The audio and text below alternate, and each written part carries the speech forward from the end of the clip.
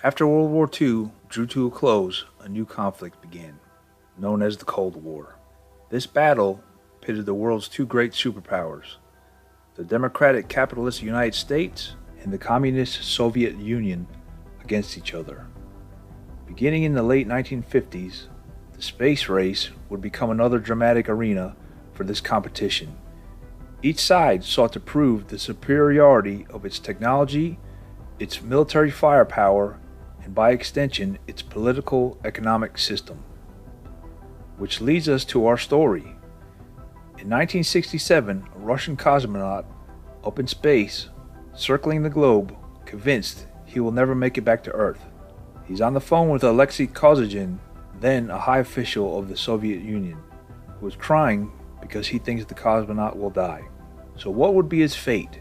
Did he make it back to Earth? And who is Vladimir Komarov? Let's try and find out. Hello, I'm Mike Droberg, a Marine Corps veteran, filmmaker, history enthusiast, and investigator of the supernatural. And we will answer these questions on today's episode of Forgotten History.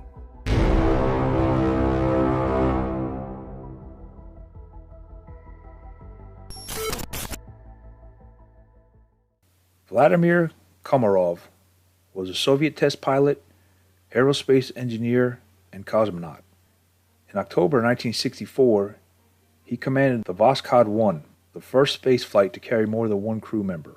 He became the first Soviet cosmonaut to fly in space twice when he was selected as the solo pilot of the Soyuz 1. In 1967, Leonid Brezhnev, the leader of the Soviet Union, decided to stage a spectacular mid-space rendezvous between two Soviet spaceships. The plan was to launch the capsule, the Soyuz 1, with Komarov inside. The next day, a second vehicle would take off, with two additional cosmonauts. The two vehicles would meet, dock, and Komarov would crawl from one vehicle to the other, exchanging places with his colleagues, and come home in the second ship.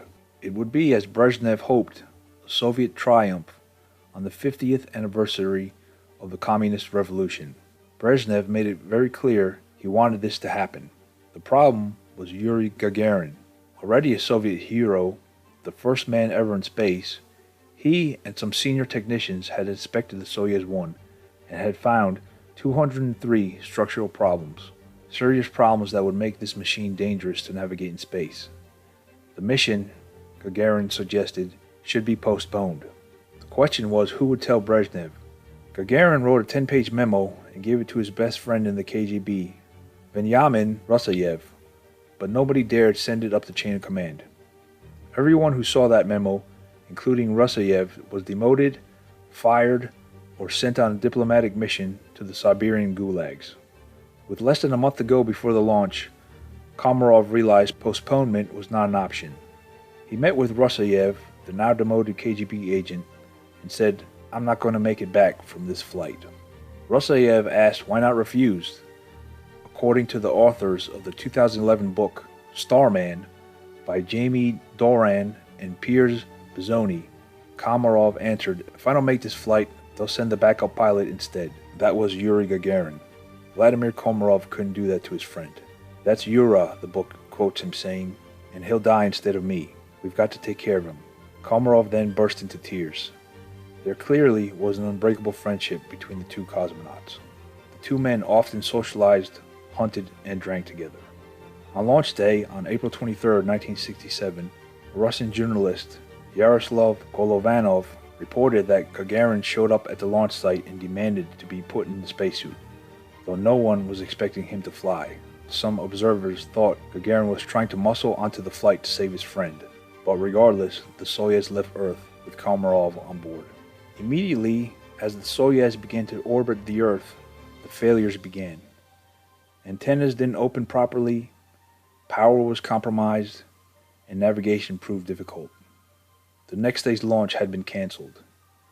And worse, Komarov's chances for a safe return to Earth were dwindling really fast. The space vehicle Soyuz 1 was shoddily constructed, running dangerously low on fuel, and its parachutes, though no one knew this yet, won't work. And the cosmonaut, Vladimir Komarov, is about to literally crash full speed into Earth. his body turning molten on impact. As he heads to his doom, U.S. listening posts in Turkey hear him crying in rage, cursing the people who had put him inside the botched spaceship. The National Security Agency had a facility at an Air Force base near Istanbul. Previous reports said that U.S. listeners knew something was wrong but couldn't make out the words. In this account, the NSA analyst, identified in the book as Perry Felwak, described overhearing Komarov tell ground control officials he knew he was about to die. Felwak described how Soviet Premier Alexei Kosygin called on a video phone to tell him he was a hero. Komarov's wife was also on the call to talk about what to tell their children. Kosygin was crying. When the capsule began its descent and the parachutes failed to open, some translators hear him say, "Heat is rising in the capsule." He also uses the word "killed," presumably to describe what the engineers had done to him. Komarov was honored with a state funeral.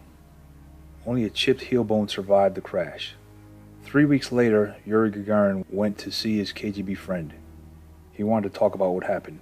Gagarin met with Rosayev at a family apartment, but refused to speak in any of the rooms because he was worried about bugs. The elevators and lobby areas were not safe either, so the two men trudged up and down the apartment blocks, echoing stairwells. The Gagarin of 1967 was very different from the carefree young man of 1961. Komarov's death had placed an enormous burden of guilt on his shoulders. At one point, Gagarin said, "I must go see Brezhnev personally." He was profoundly depressed that he hadn't been able to persuade Brezhnev to cancel Komarov's launch.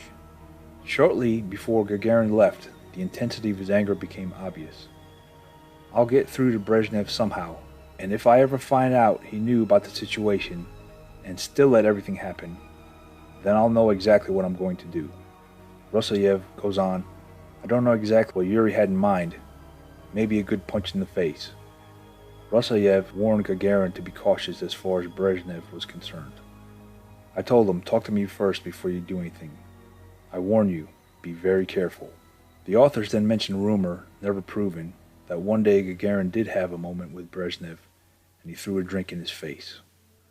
On March 27, 1968, Yuri Gagarin died together with a pilot during a routine training flight after the MiG-15 jet they were flying crashed near Novoselilovo in the Soviet Union. So perhaps he did throw that drink in Brezhnev's face after all.